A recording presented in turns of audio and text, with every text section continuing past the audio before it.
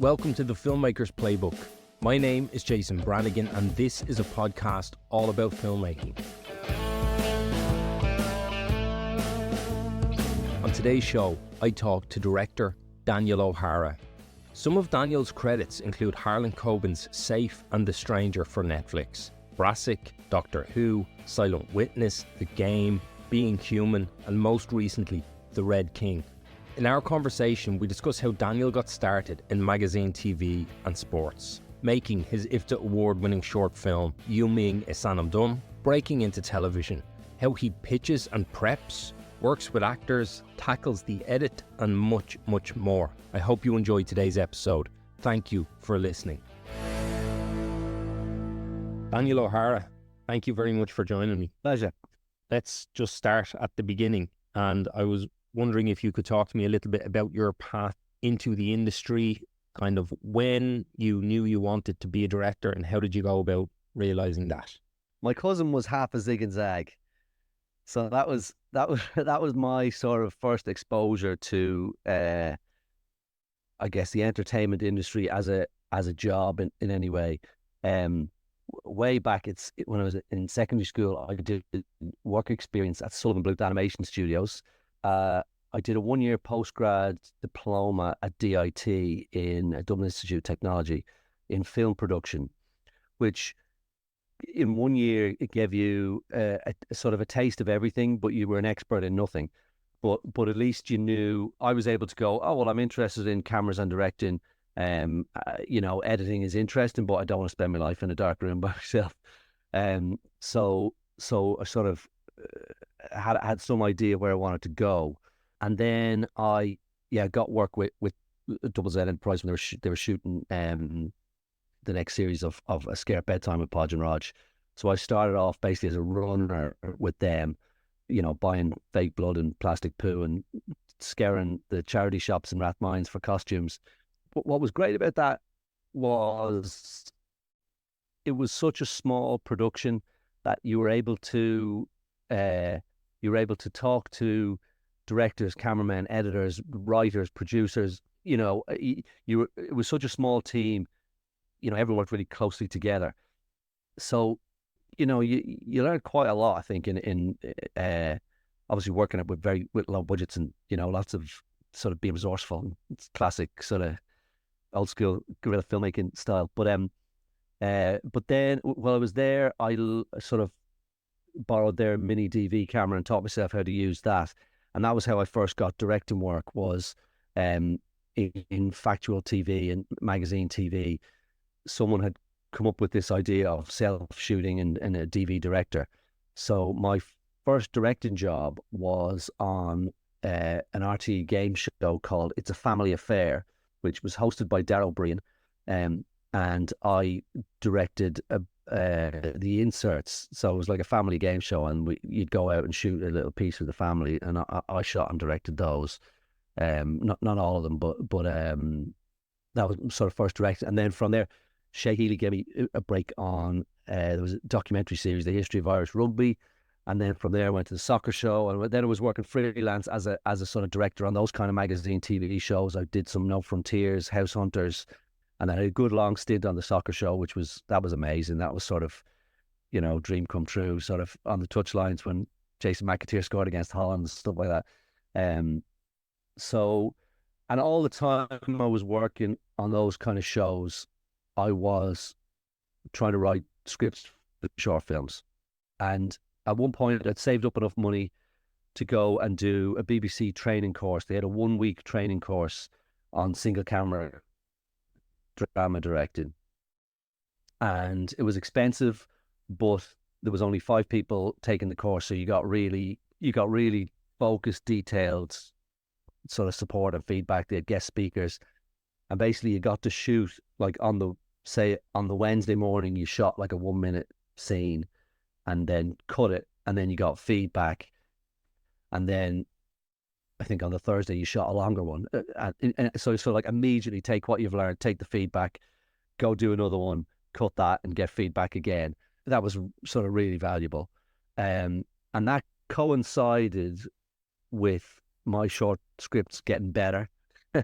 and I wrote Ming Is Anim Dom, and that got funded. So I remember we went for the interview at Filmbase. It got shortlisted for that scheme, Teacher Carr and Filmbase, and we knew we were going to make it. You know, I pulled together people I knew I'd worked with in factual TV, who were all keen to get into drama and filmmaking, and we just knew we were going to do it. So that made the interview. We were very confident in the interview, and we knew all the answers. In fact, I remember, I think the interview was like in March, and we said we want to shoot this over Easter, because we knew we'd get a closed pub on Good Friday. And they sort of laughed, you know, they weren't laughing at us, but they thought, yeah, God bless your naivety, you can't pull things together that quickly. But we did. So yeah, that was sort of the shift then out of the sort of job in magazine TV into sort of drama.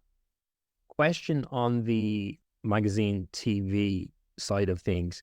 How did that work influence you when you did start moving to drama, or was that something you had to unlearn to start working in that drama space? Bit of both.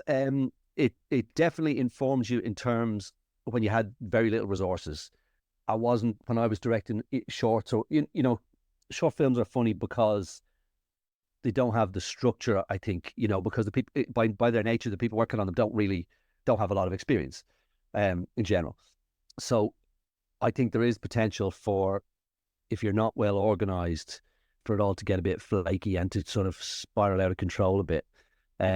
So I think the discipline that I learned, and the crew who I was working with learned on those magazine TV shows, where you've got no time, assuming you want to make it good and not just sort of phone it in. You know, you're always looking for those extra little bits, what you know, an extra bit of nice shot, nice angle, you know, a different setting for an interview or piece to camera, trying to build little sequences, but doing that fast and thinking quickly, I suppose. So that definitely was helpful. The thing that you had to learn is sometimes then when you get to sort of shows with working on shows with a bit of a budget, that you know, you've got a bit more freedom to use that. I remember when I was working on George Gently, the exec producer, speaking to me going, so are you getting everything you're asking for, you know, cranes and all that kind of stuff? And I was like, oh shit, I got it. And then you realize you're sort of, you know, not quite only limited by your imagination, but certainly you should think a little bigger when those restrictions aren't there.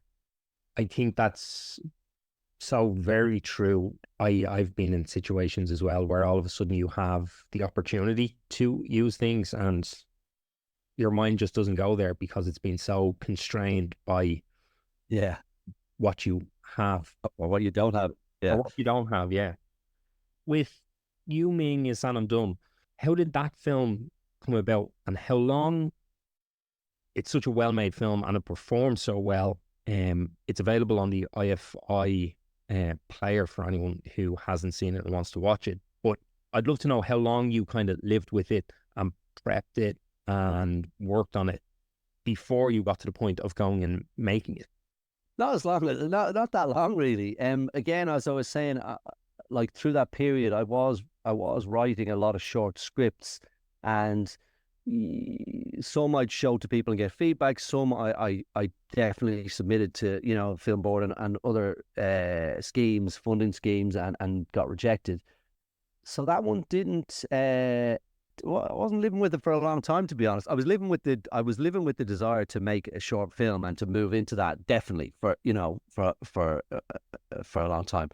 So how that came about, I went to Japan for the World Cup in 2002, and you know, traveled a fair bit in Europe, but the sort of eye opener there was, you know, if I'm in France or Germany and I don't understand something, I can read the sign and look it up. In Japan, you can't even do that. So that was sort of, I guess that was the first little nugget, that stranger in a strange land thing. And then my dad told me about, in some article he'd read in the newspaper, about, I'm sure it was about some guy. It was some guy in Ireland who had learned Irish. He was basically like a Chinese guy who lived in Ireland, or a Japanese guy or something, who had taken up Irish. I can't remember exactly. And the other thing that it always interested me, well, like I didn't grow up a Gaeilgeoir, but I was good at language in school. I liked Irish. My grandparents were teachers. There was a bit of a presence of it, but I sort of felt a lot of what had been done, sort of TV and film wise, up to that point in Irish, either had to be set in the Gaeltacht or else it just wasn't credible. And so that was the thing. It was a credible reason for someone in an urban setting to be speaking Irish. So those things kind of came together and turned into you, Ming. How did that film then begin to change your career after it was made and after its festival run and the awards? If I'm not, you won Galway, you won Cork, you won an IFTA, and were nominated for another IFTA. Yeah, it sort of blew up. It was kind of mad. We had no idea, nobody ever does. So we went to Galway. Galway was the first. The part of the Losser scheme was they premiered Galway, so that was summer 2003, I think. And the buzz of seeing the film with an audience, and seeing those reactions, and I remember, I think it gets a sort of a little laugh when he sort of spins the globe or something and has a little cheeky look to librarian, and then the taxi driver parody thing gets a big laugh, or that got. I remember that from the first screen, and that gets a laugh, and I just relaxed. But Go was great fun. There was, but we had no idea that it would win an award, and then it won two. It was the first. I think that year was the first film to win Best Short and Best First Short. Anyway, so it snowballed from there. We had some great experiences. I was at screening in LA at Shorts Fest there, Aspen Shorts Fest, but just great experience taking it around the world, really. And also what was a big thing. So Ingrid Goodwin, who had co-produced it with Gráinne O'Carroll, Ingrid had worked in the production office on Jim Sheridan's In America. And so that ours was a film about someone emigrating to Ireland. Theirs was a film about people emigrating from Ireland. We just thought it would be a great companion in the cinema. So Ingrid got it to Arthur Lappin, the producer, and got it to Jim Sheridan. They all liked it and then had to get approved by Fox, and they were happy. So we actually got a pretty decent cinema release in Ireland as an intro film to In America. And In America got massive Oscar push. So like loads of people went to see In America. Therefore, loads of people saw our film in the cinema, in public. Not a sort of friendly filmmaker audience at a festival, but actually a paying public. And that was really exciting. And I think that'd be a great thing to see more of in general. Because that was an amazing experience for us, and it really reached a wide audience. I think that was the biggest part, I think, probably in the film, hitting the public consciousness and still being around today. That's amazing. Yeah, it was good. Off the back of that film, I'm guessing you did more telly in Ireland. Yeah, well, what happened? First of all, everyone goes, "Oh my God, where did this guy come from?" And you can sort of meet everybody. And it was funny. I met, like, there wasn't a lot of TV happening in Ireland. I think maybe The Tudors was around at that time, was the first big international show, I think, that was certainly of that level. And those kind of things, they weren't opportunity. It was great for the crews, but for directors and DPs, and that I don't think really the opportunities were there. But anyway, I met loads of Irish film producers and commercials producers. One thing that was frustrating, I know, meeting film producers, was they all, because I'd written the film, they were all like, "Oh yeah, we loved it. Your next idea, we'd love to see it," and all that kind of stuff. And I'm thinking, do you not have a shelf there with 20 scripts on that you need directors for? But anyway, I did dabble in commercials a little bit, but the opportunities came in TV. It was Alan Maloney gave me a block of The Clinic, and that was another massive sort of learning curve. One of the most valuable things that I've done over the years was So I did the second block of the clinic that year, and Declan Rex did the first block. And basically, he invited me to shadow him, and that was like, I owe him a lot for that. That was just invaluable, because you do your short film and you're very much working on your instincts and how, and it's your own little space. Whereas now you have to go into a functioning industry and you need to know how things are done and anyway, I shadowed him from location scouts to casting sessions to meetings with production designers, and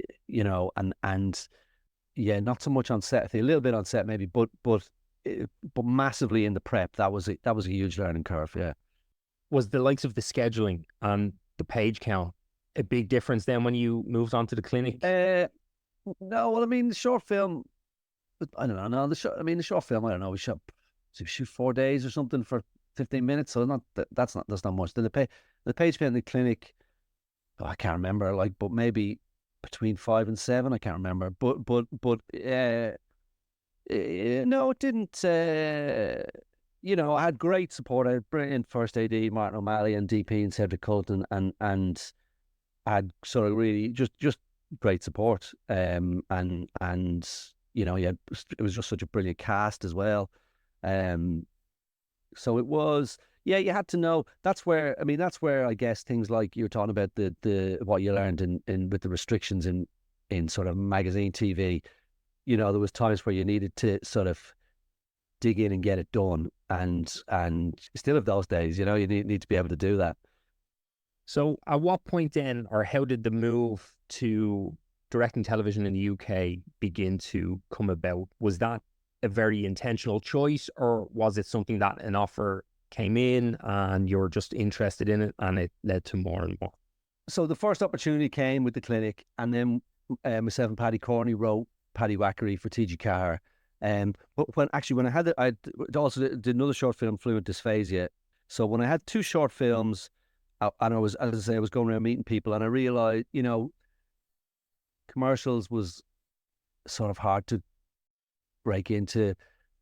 Sort of feature film, it was like you sort of needed to get your own script or write it or whatever. So TV seemed to be a more practical place for TV drama seemed a more practical place for opportunities. So there was a very minimal amount of that happening in Ireland.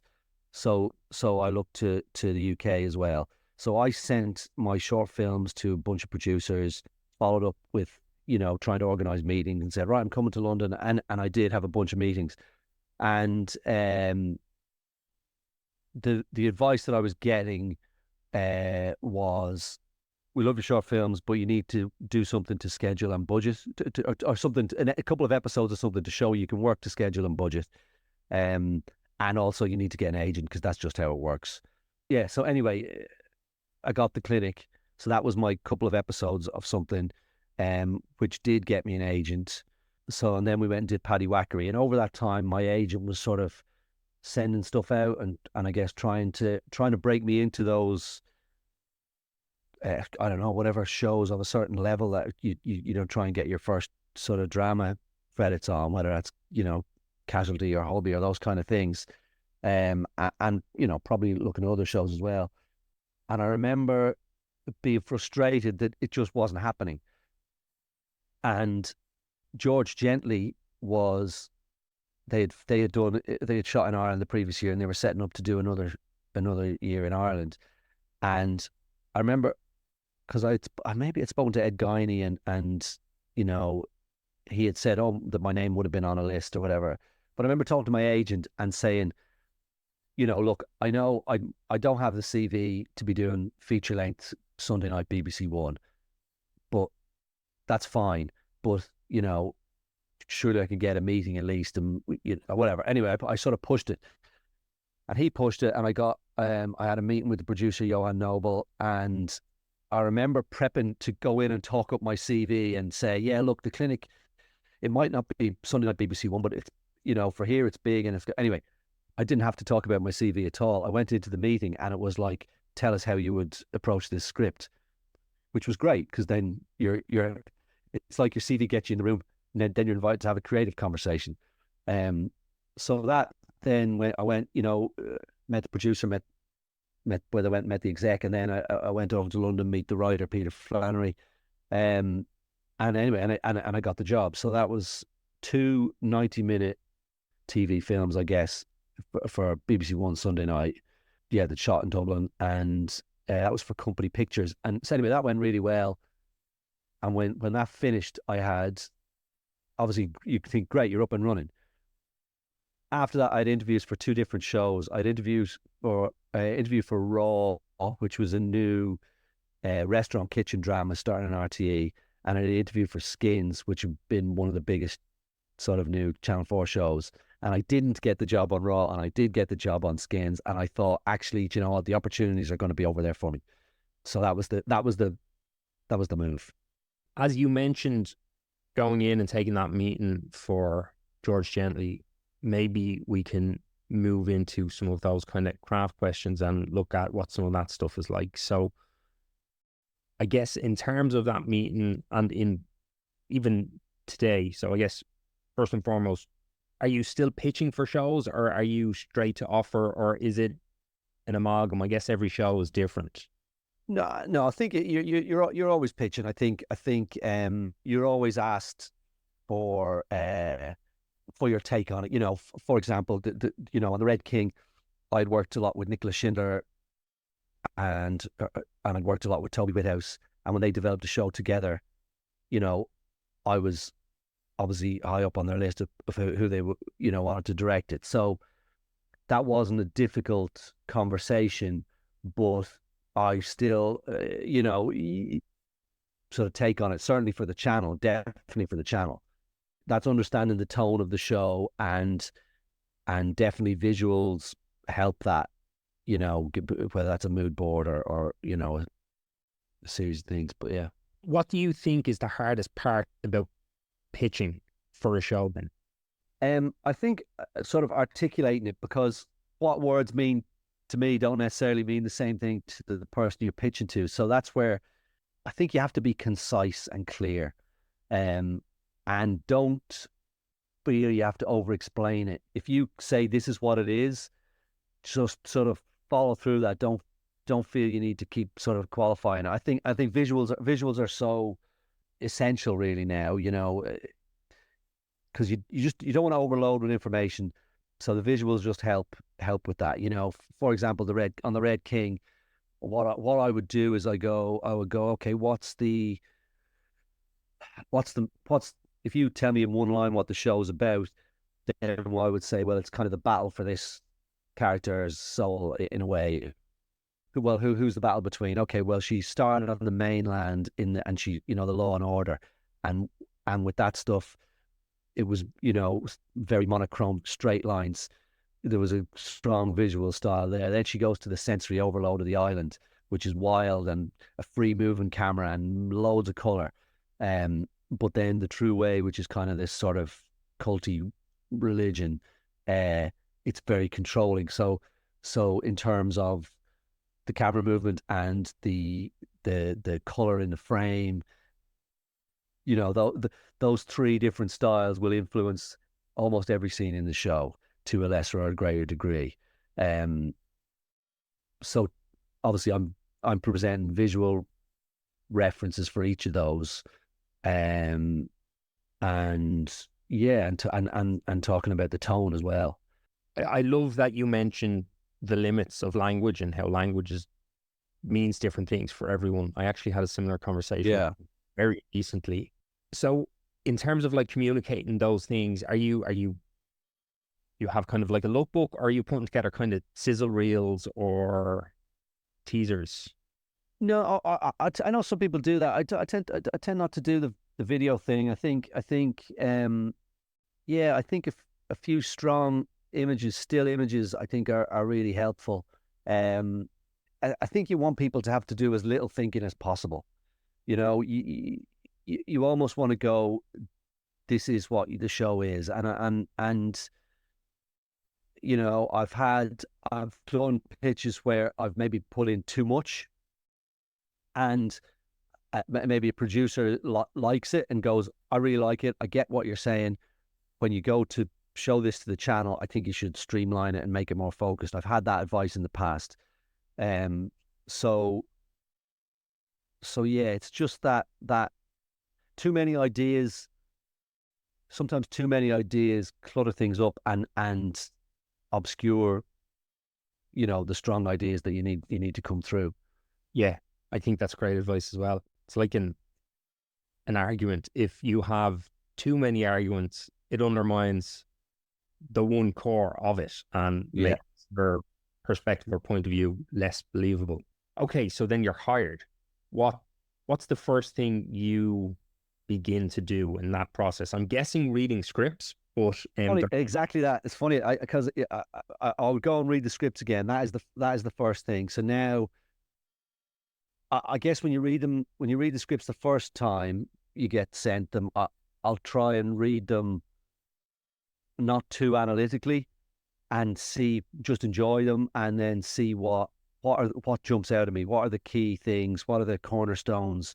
That might be there'll be some visuals, shot ideas. There'll be some set pieces. There'll be some characters. Whatever the things are that jump out at me.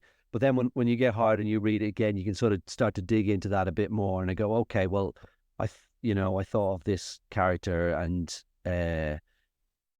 so let's look at that in a bit more detail. And you start to think a little more practically about the creative ideas, I guess, so that you have what you want to discuss with your collaborators, then your HODs and your DP and all that you're bringing in. So I'm pinning down those key things. If we were to stay with script, because obviously some shows are different, where you may come on and the entire season isn't written, or you may come on and it is there. So I guess the question could be looked at from the perspective of both of those situations, but it's just how much do you then begin to weigh in on story, to feedback notes to the producers, to the writer, to try and make sure those scripts are as watertight and as production ready as possible? Yeah, I have to say on most productions, whether or not the scripts are ready yet, there is there tends to be a strong team of script editors and exec producers that are working on that. So you have to be a little careful not to just be another voice and again, as you say, depending on what stage you come in at, it's different if you come in at the beginning, I think, and you're setting up a show, then your voice is entitled to be quite a bit stronger. Whereas if you're coming in later, then I think you have to respect. Obviously, you'll still have your voice, but you have to respect that some of the big overarching decisions will have been made. On the show that I'm working on just now, for example, there was a big chase sequence, and the writer is very happy to, he wrote a chase that had all the dramatic ups and downs and near misses that you want in a chase, but was also totally happy for us to find locations that worked, change things within that, to make it as good as it can be. Like on The Stranger, we had there's a chase sequence, or foot chase sequence at the beginning of episode 7 of The Stranger, and I remember we were in prep, and Danny Brocklehurst, the writer, was sitting in another room in the office. We must have been prepping the earlier block, and he was working on episode 7, and he said, "Hey, I want to do a cool foot chase in episode 7. Have you got any cool locations?" And we asked the location manager, who said, "Oh, there used to be this old train, sort of graveyard for old trains. I want to see if it's still open." And anyway, he brought us there. We had a look, and then Danny wrote the chase based on the location that we'd found. So, as I say, from a script writer's point of view, it's still got the dramatic twists and turns and ups and downs that he wants it to have, but he had the flexibility to go in order to make it as the collaborative instincts to go, we want it to be as good as it can be. So it open to wherever that took him. Right. So it's like just becomes an organic kind of negotiation, because there is Yeah. always, I think, the page and then what you can actually do with. Well, I think that's great. And again, you know, you mentioned Toby Whithouse before, who wrote The Red King, and I've done a lot with him. But I think he's very good at. I guess so are a lot of experienced writers, but he's very good at knowing what to hang on to and what to be flexible about, because he's worked on shows with small budgets and shows with big budgets, and you know, he understands what things you need to hang on to and protect, and what things it's okay for those to be influenced by production practicalities to an extent. Yeah. Can you talk a little bit about your relationship with Toby, or how that, I think Being Human was the first time you Yeah. Being Human, I feel Being Human was quite a formative sort of show for me as a director, because I had enough experience that I sort of knew what I was doing. But given the sort of subject matter of it, and it's a ghost, a vampire, and a werewolf share a house and try and have normal lives, there was a real freedom to kind of visually do whatever you wanted. And there was obviously sort of horror bits. It was the biggest thing was the tone. The humor, again, where I think Toby's a master at, is the humor in the darkness, but without undermining the threat. So Being Human could go from, fairly out and out comedy bits to, scary, bloody vampire bits, and everything in between. And it didn't have a big budget. So it was a real, and it was such, I came in for the end of season 3.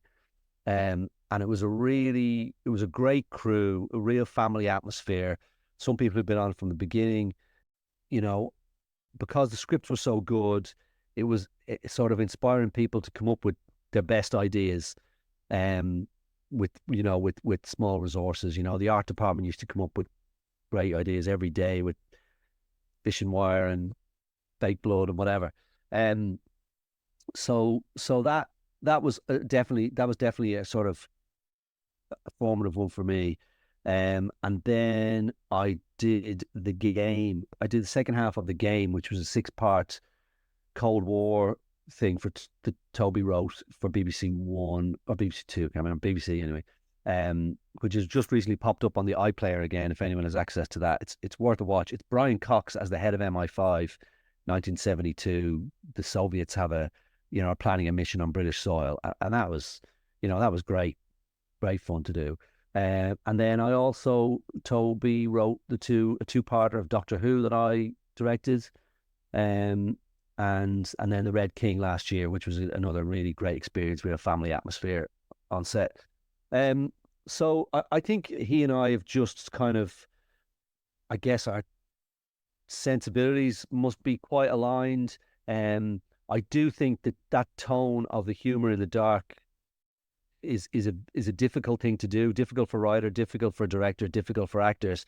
I think when it's done well, I think it's one of the most satisfying things for an audience. And I think that's probably one of my main strengths. I think that I think I tend to handle that pretty well. When it comes to the broader collaboration and starting to bring everyone on, every role is super important, but who are the first kind of collaborators? Who are the people you want around you kind of as quickly? Yeah. Well, by the nature of production, I think the two that get hired first are probably the casting director and the location manager. And obviously they're both vital. And I think location manager is slightly unsung hero, because I think the best ones have such a good eye and they're in line with the production design. Obviously there's massive practical considerations there as well, but when they've got a good eye, I think that goes a long way. I mean, in terms of my close collaborators, really, the DP is a big one. DP, first AD, and production designer. That's the tight little crew, really. I feel that's where you're having your sort of conversations where the the big ideas, the core ideas for the show are sort of taking shape. As you say, of course, costume, makeup, all these roles are vital. But in terms of the initial decisions for the overall look of the show, it's those, DP and production designer for that overall look of the show, and then first AD for sort of making it happen, casting as well.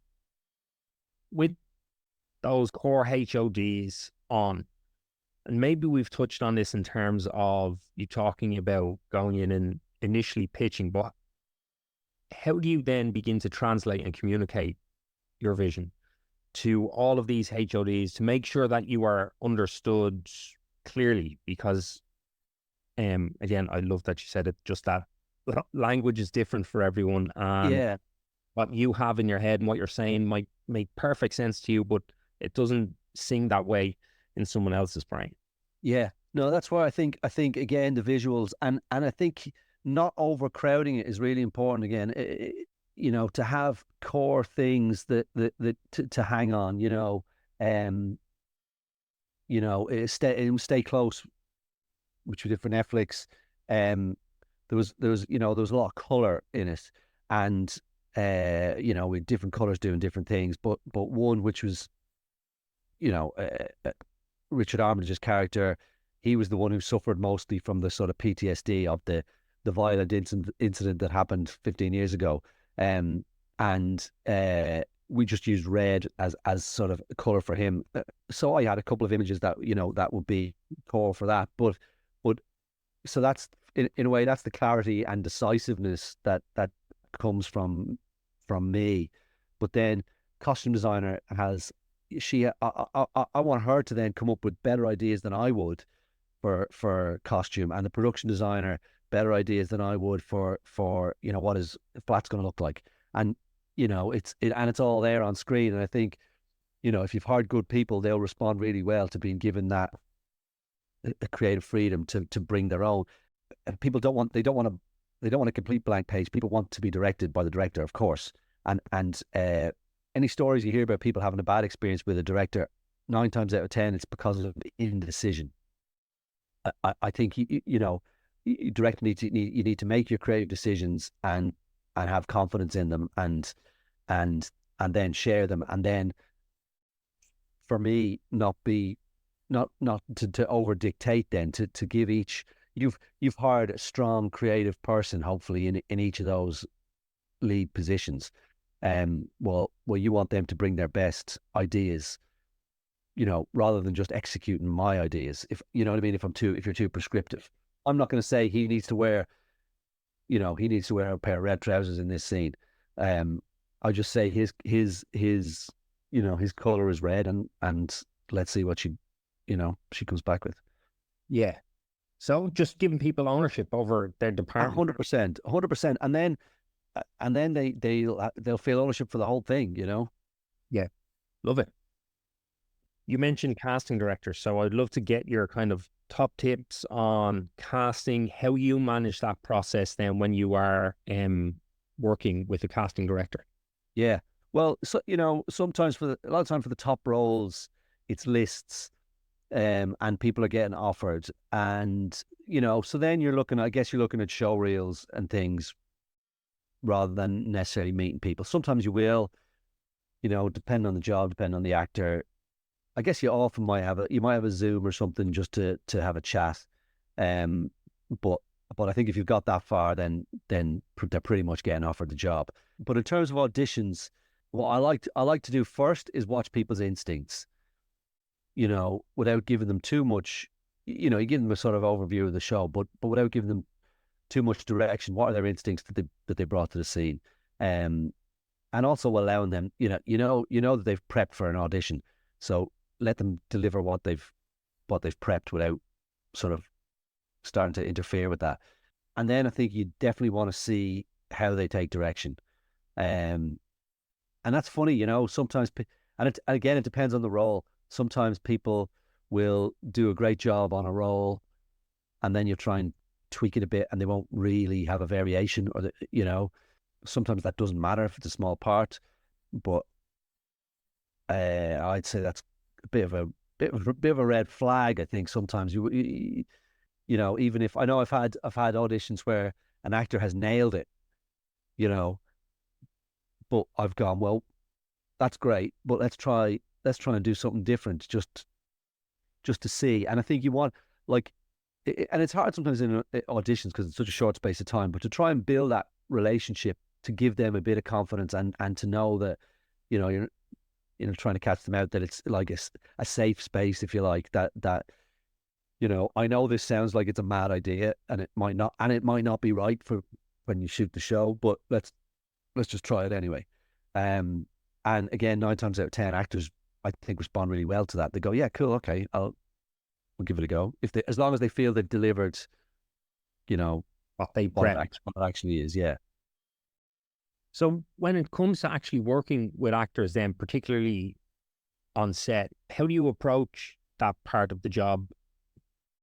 The shows you're working on now, are you getting a little bit of rehearsal time with cast beforehand, or is it just day one, we're all on the floor and we're going to figure it out here? Yeah, it varies. It varies. On if you're coming in late, so if you're coming into like a later block, you won't get rehearsal, I don't think. Very rarely, unless there was something really specific, possibly with younger actors or something that you needed to rehearse. Aside from stunts, I would say that's a different thing that doesn't need rehearsal. But say, you know, again, the Red Kings, sort of the last thing that was that I did. So on that, we did have a couple of days rehearsals with some of the actors. I mean, I think in TV, rehearsals are of varying value, because often you might have a big scene that the big scene that needs rehearsal, you might not be shooting that for 3 or 4 weeks. So where I find rehearsal time is valuable is talking about it, talking about the characters, sometimes talking about specific scenes, sometimes running them, but not overdoing it. Where I think it's really valuable is when there are existing relationships on screen. So you know, where people are supposed to be a married couple or they're supposed to be family members. I think it's worth getting them together and at least talking about what that relationship is and where they're at. And hopefully that is the beginning of a bit of chemistry as well between those actors. Because that's what you don't have time for when you're shooting. One of the most successful versions of that was Brassic. So on Brassic, we had to put together a gang of mates who basically have been friends pretty much since primary school, who'd grown up together, and they were all now, whatever, in their 20s. And, you know, we all have those friends, and we know the shorthand that you have with them, and you know, it's built over years and years. So we wanted to try and create that between this bunch. So we did, we had the auditions and we cast them.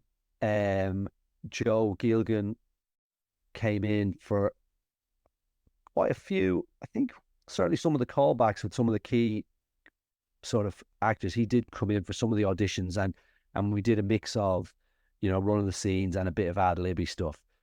And then the week sort of towards the end of prep, we got the actors came up to Manchester, and they had there was a day where the gang of them they would have their costume and makeup fittings. They would come and have a bit of a half-hour chat with me, generally about their character, and then they have a bit of time with Joe. I don't think, or maybe we did. No, we would have run a couple of scenes. We would have run a few scenes, just to get a feel, hear it out loud, and then that night we all went out for dinner together and whatever. So the read through was the following week, and probably the best read through I've ever been involved in, because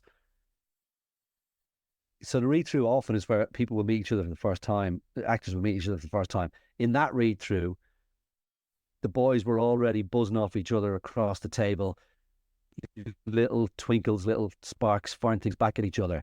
And, you know, I remember that like execs from Sky going, "Oh my God, we've got something here," you know, and it was, yeah, obviously the writing is brilliant and all that, and they're all great actors. But I do think, even though it wasn't sort of strict theatre rehearsal, there was some rehearsal, but it was getting them together for that, you know, to build that chemistry was really important. Amazing. And what happens then if you're on the floor, you're on set, and you're just not getting what you think the scene is or should be? Yeah, that's tricky. I think persevere. I guess you gotta have a bit of a radar for what you can get away with.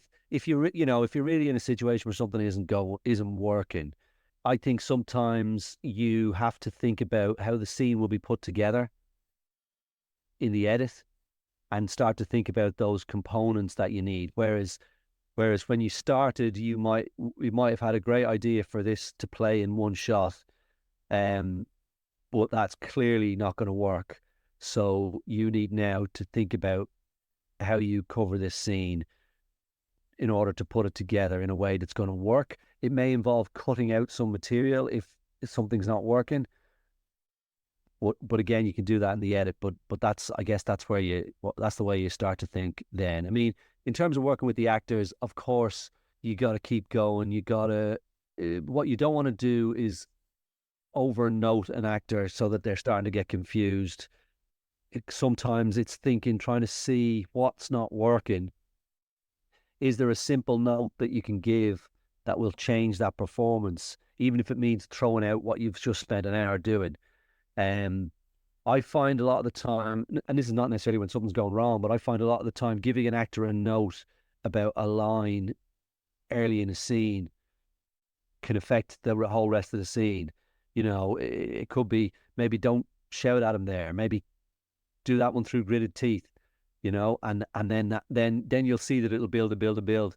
You know, if there's time, once we've got it, I quite like to give an actor sort of one more take. And sometimes when the pressure's off, that sort of unlocks something. Sometimes a chance to try something different. Sometimes it's the same, but without the pressure of, oh, we're trying to get it. Do you think it can be the same when you go for a rehearsal and sometimes it may just be a camera rehearsal, but scene is just alive, and then the minute it's called, it's like that freedom that existed has kind of disappeared. Yeah, that's tricky. Yeah. I hate that when you go, oh my God, that was magic, let's shoot it. And then you try to find yourself get back to that magic. But that's about judging the scene, judging the mood of the actors, not over rehearsing it, but finding it, getting it to right, the right place. And also having a relationship with your actors where they know how far they need to go on a rehearsal. Again, it varies. Sometimes you might need to go far in a rehearsal because we've never actually gone there yet.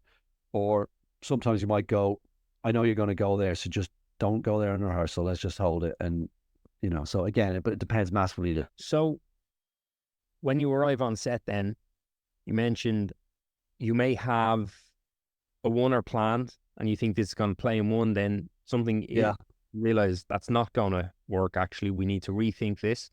What does your prep then look like in terms of, are you storyboarding? Are you shot listing? Or are you just kind of arriving, assessing the space, blocking with the actors, then deciding where the camera goes? No, I'll always have a plan. And I guess I've probably got, as I've got more experience, I've probably got a little more flexible. I would tend to have, as we prep, I will obviously have shot ideas. Depending on the scene, you may work those through in more detail. If it's a specific moving camera shot that requires DP and grips and every lighting and all to be aware of what the plan is, then of course you've got that planned and you're rehearsing towards that specific shot. Or storyboards. I tend to use storyboards really if it's stunts and visual effects where it's not going to be clear to the people on set exactly how this comes together or what we're trying to do. So again, like I talked about chase sequences, or like a lot of times the chase sequences have a storyboard, and you're kind of, because by their nature you might do, right, we'll do this bit and we'll do, we'll put two cameras on that bit, or we'll do that shot and then that shot, and you just ticking them off the storyboard because you never get to do a big run at it. And sometimes the same with visual effects. Like we had one in Stay Close where the basement, she goes into the basement and so she goes into the house and then goes down to the basement, but the basement was somewhere else. So it was pretty simple, but it was worth storyboarding it so crew could understand this is the same scene as that. It's just going to be joined up by these visual effects shots that link that location and this location. So the storyboards for those, I tend to do the shot list. I tend to do it for myself. I used to share it more widely. I tend to not do it, but maybe that's because I'm being more flexible with it. That I am open to, you go in and rehearse and it might change, and that's okay because again, as I say, it sort of depends on the scene. I think as well, if you do share a shot list and people are looking at that and maybe not seeing shots being checked off, they can start to think they're falling behind or something's going awry. Yeah. And I say when I was sort of had less experience, the shot list was definitely a sort of a safety for me, that I knew if things started to go wrong or we weren't getting stuff, I could go back and go, well, I know I need that, and that. I can combine those two, but I know and I don't really need that. That was a bonus. Things like that. So, but I will still have, I always have a notebook. That's me. That's me. One from the show, and I'll do like I'm more digital now. Prep on an iPad, but I will have like a page of scene and have little scribbles. So I always have that on set, and I know where where we're going, coming from, or going to. All my notes from prep, I'll put in the scene there, so it can't be forgotten. It's a broad question, but are you pro or anti coverage? Where do you come down? I think it 100% depends on the scene.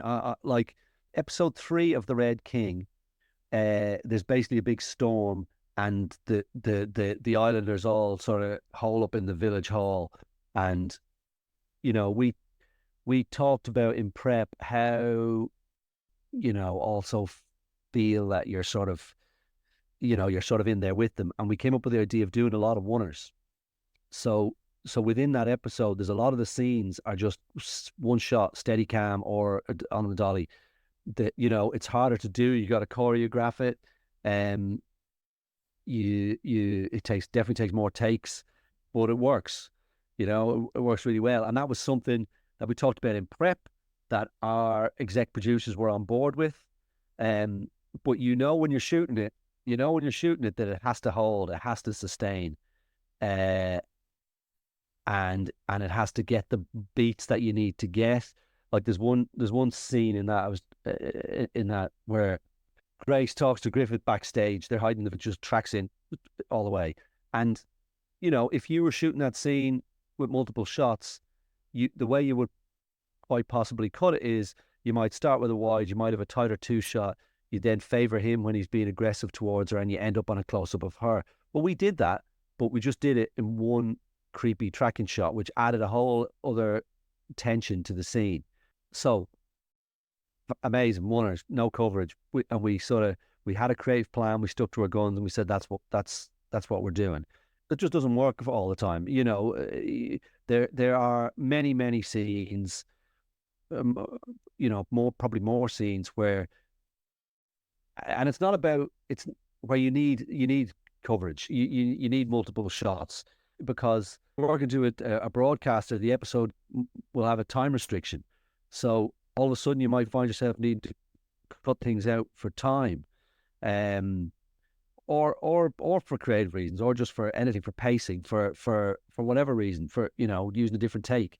I think when coverage becomes a dirty word, I think that's where people think, oh, I'm shot collecting so that executives can put it together whatever the way they want. But I think, well, first of all, I think you want to hope you've got a better working relationship than that.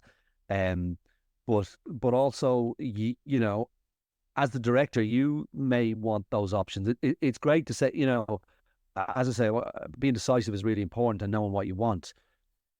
But it's also okay to know what I want here is to give myself a few options because I haven't 100% decided how this scene is going to cut together, or where you're going to use close up, or where you're going to, so I would say it depends massively on the scene. That's the bottom line, I think.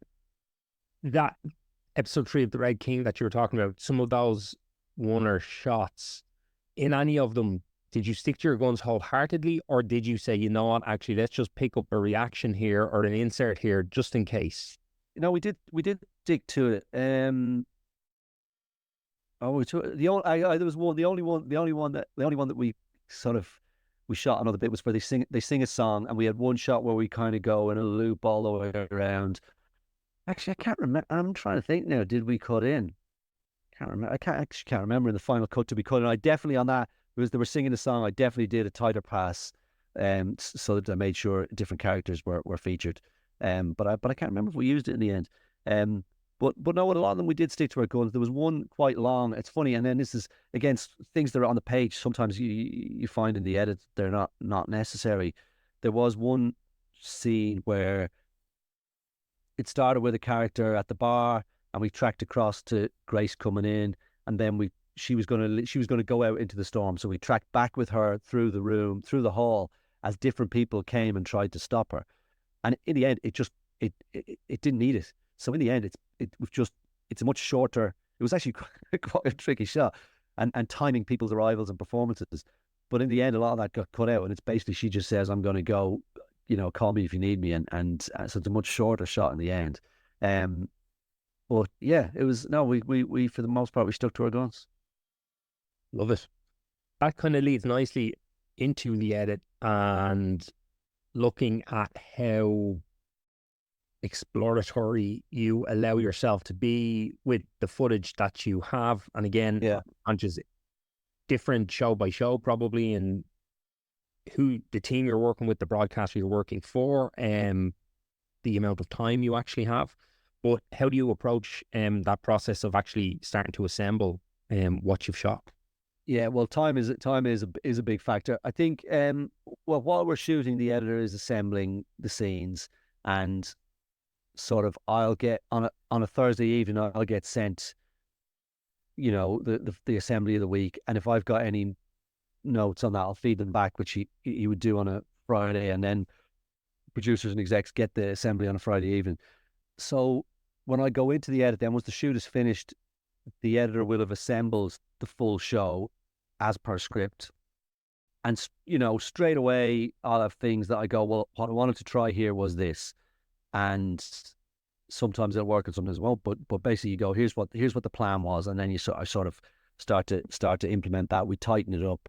So I guess with your starting point is coming from the script. So you want to hope that, and especially again in TV drama, that again there's so much scrutiny on the script and script editors and all that kind of stuff, it's been through a lot to get to where it is. So you're not throwing that up in the air.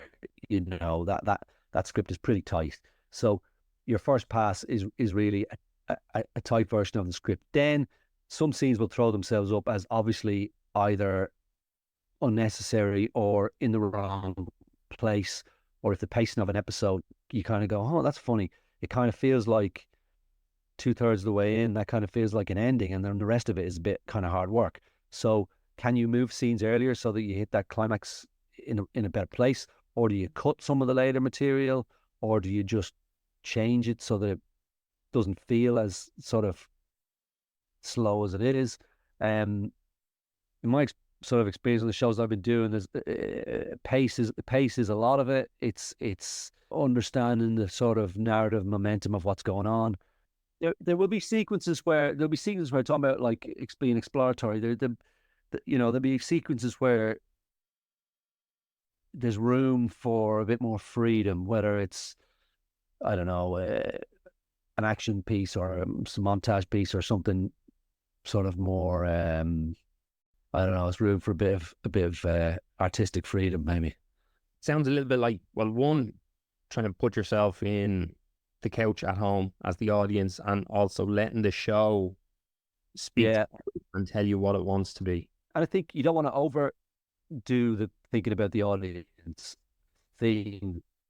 In a way, it's you are the audience. You're enough of an audience, I think. See, if it's, I guess you want to try and remove yourself a little bit to go, is this clear? Um, that I feel like that's a big thing. Is again the clarity that if someone is getting lost or confused, I mean, obviously you're in a murder mystery thing. It's good to be confused, but in the right way, so that they're staying with you. A lot of the time that becomes about whose point of view is this scene, you know. So when a character gets when a piece of information comes, whose reaction do you want to see? In order for the audience to still be following the right story. I think Truffaut said clarity is the most important thing. Okay, good. Yeah. I don't depends on whether you like Truffaut or not, but I think it's in that I'll take clarity. That's good. Yeah. Hitchcock book. He talks about clarity. Yeah. So, what has been your biggest directorial challenge to date? I think that the hardest jobs are maybe when you don't get to assemble your own team and you find yourself in a position where you feel like you're doing a lot of heavy lifting and other people are maybe not as bothered. Whether you're pushing to try and make something better or get something completed. I think that's a big thing. I had one particularly bad experience where I had a DP who openly was not interested in timekeeping. He said his job was to make it look good. And it's like, well, yeah, but if we've only got 2 shots and we don't have a scene and there's no show, so how does that factor? But I think that's most difficult if people are not pulling together. Obviously, when you're getting to open shows, you've a bit more influence then on how that team comes together and also what that atmosphere is in terms of the production and on set and feeling like everyone's pulling the same way. So I think that's the hardest as a general. The other one that sort of came to mind immediately was Stay Close, which we shot in 2021 during COVID. And that was, we were also absolutely battered by the weather. As if you needed any more. That was difficult for anybody who was in production at that stage. But we started shooting, I think, February 2021, which was in the middle of that second lockdown. Everyone's wearing masks, everyone's traveling separately, getting, tested all the time. And it was amazing that we were really well looked after and we were getting all these tests and getting your provided masks, all that kind of stuff. And also, by the way, everyone on the crew was really grateful that they were working, because obviously, a huge part of the industry is shut down. That was a sort of a tough, although it was, I guess everyone was on board and everyone was great and everyone worked hard and it was fun, but I think it was a tough time for everybody probably. Actually, the other one that comes to mind of being tough was, being the biggest challenge was Paddy Wackery, which we shot for TG Carr, way back, and there was just no time or money, and it was trying to make the best show we could with basically with very, very little time and money. So it's nice to have time and money. Definitely. Then I guess to counter that question, what has been the funnest job you've done? Well, the Red King recently. I've had some fantastic ones. Being Human is Brassic was great fun, and The Stranger was really, really good fun as well. But there was something special about the Red King. It just, I don't know. It was brilliant scripts, but it was just a bunch of really nice people who are really good at their job, working really hard to make a good show. It doesn't sound like rocket science, but it doesn't always sort of happen that way. But yeah, it was just everybody. It started with great scripts. That's what it comes back to. It started with great scripts that everybody, like I say, production designer, DP, costume, that everyone goes, oh, I love this, and it's sparking ideas, and everybody had a freedom to come and bring those ideas, and that was supported, and it was just a brilliant, lovely cast. There was a nice quirk sort of the scheduling. So we had some seasoned pros in the cast, and then a bunch of young Welsh talent. And just by sort of quirk of the schedule, we started with the youngsters, and they were they were so excited to just go to be having a show and making a show, and it was just great, and there was a great buzz. And then the more experienced actors kind of started, and they kind of went, oh right, okay, this is the vibe, and they just totally bought into it, and they were doing, completely bought into it, and it was great. And I just wonder if it had been the other way around, might the youngsters have been a bit intimidated if they joined a set that had these more experienced actors? I don't know. But anyway, everything sort of aligned for the Red King, and it was just a really great experience. And on the Red King and Stay Close, if I'm not mistaken, you were also an EP. You executive produced those shows. Yes.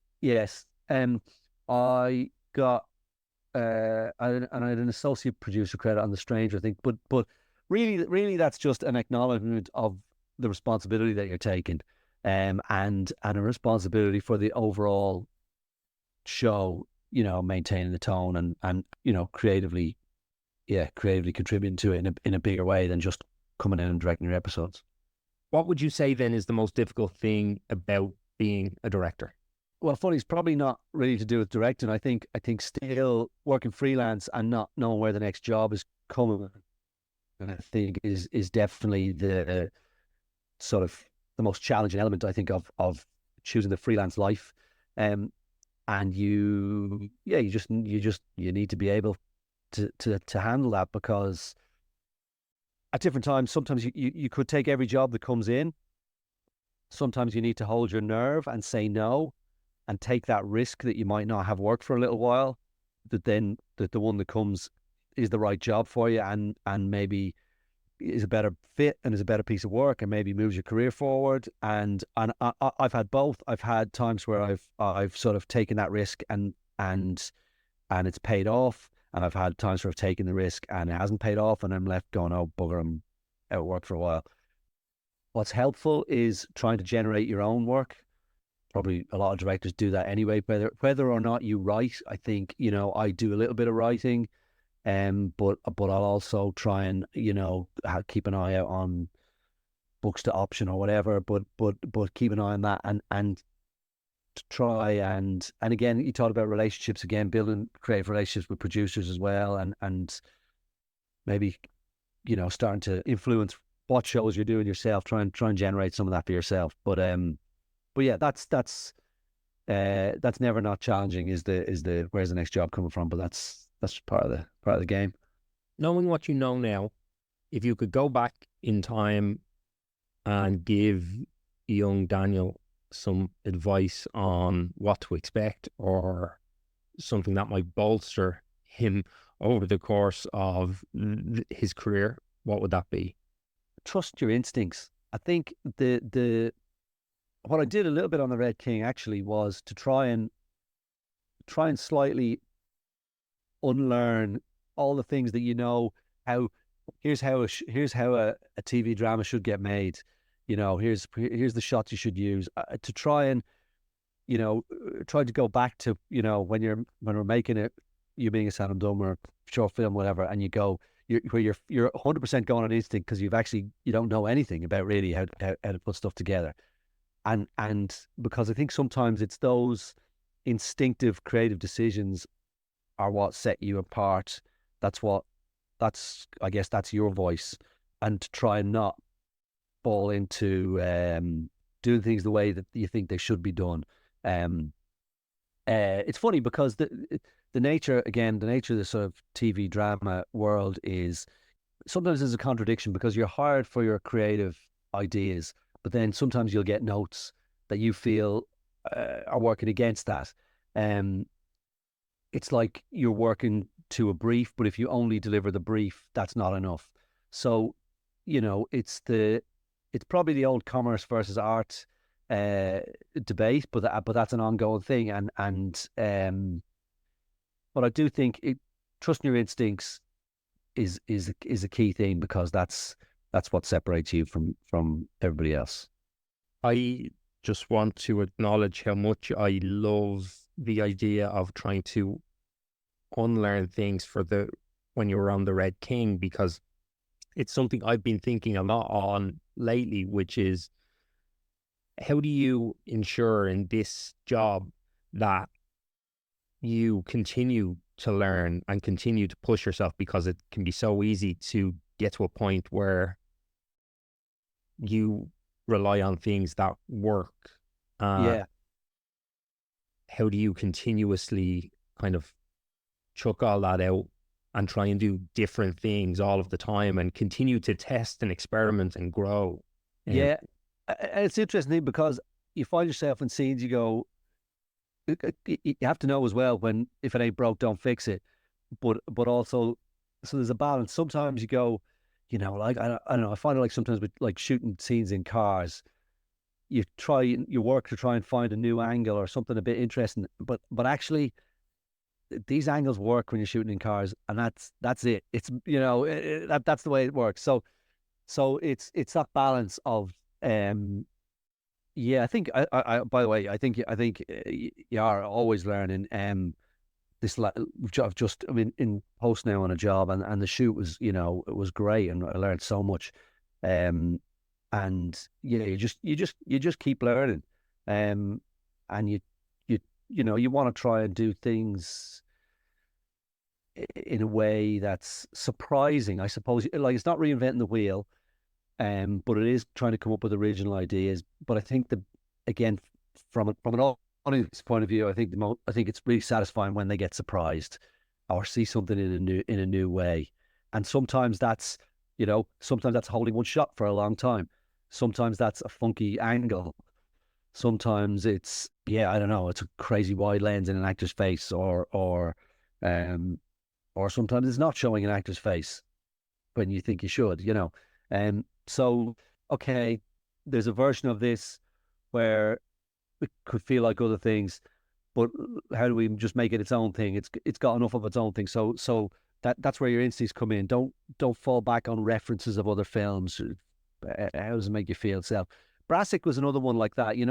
I think Brassic could have been shot like almost like a sitcom, or a comedy show where you again, talking about coverage, where you get close-ups of all the actors and you control the pacing of the comedy in the edit. But we really, really wanted it to feel like almost like a Coen Brothers movie, or like an indie comedy movie, where we shot it in 2:35 widescreen. Let's get the performances so good that we'll get the joke and the reaction in the same shot. And again, you're sort of building this group of guys together, and you're having them in the same shot all the time. And then, well, what you can do then is you can save the close-ups for the emotional moments, which will then really land. So that ties in somewhere to coverage, but also some sticking to your instincts. Yeah. Double barrel question. One, what is next, or what can you talk about that is next? And secondly, what would you love to do next? Well, what I am doing next is a show currently titled Lazarus, that may or may not change, which is for Amazon, with starring Sam Claflin and Bill Nighy. So I've directed the last 2 episodes of that. So I'm currently in the edit on that. So that will appear on Amazon Prime at some point in the future. I don't know when. Well, what I'm also working on, which is probably what I would love to do next, is a feature film. I optioned the rights to a graphic novel called Sing No Evil, written by a Finnish writer, about a sort of horror comedy about a heavy metal band who take on these hipster cannibal demons. So I got a little bit of development money from Screen Scotland for that, and I'm working with a Scottish writer to adapt that. again, these things all take time, but that would be a very exciting thing to do. Amazing. Sounds brilliant. Do you, or have you found that moving from TV into film, is that a whole different challenge, or is it just something that you haven't kind of really pursued a whole lot in the past? No, I think it is. I think it is a different challenge. I think the little bit of dabbling in development that I've done with features, I think you're still a first-time feature director. That, it doesn't matter how much, many hours of TV you've done, you're a first-time feature director. So that's interesting. When it's obviously coming the other way, obviously there's feature directors coming directing TV and that. So I think it is a different discipline, but obviously there's a lot of similarities. So I'm very confident I would have no doubts. Daniel O'Hara, thank you very much for chatting to me and sharing so much.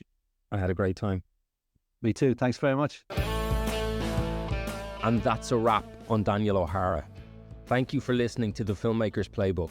If you're enjoying the show, please follow and rate us on Apple, Spotify, or wherever you get your podcasts. If you have feedback, questions, or topics you'd like me to cover on the show, please put them in the comments section on our Instagram page at the Filmmaker's Playbook Podcast. You can follow me on Instagram at Jason Branagan Director, and you can follow Daniel at O'Hara DJ. Links and social media handles are in the show notes, including the link to watch Daniel's award-winning short, Ming Is Anim Dom. Join me next week when I talk to producer Louise Say. Until next time.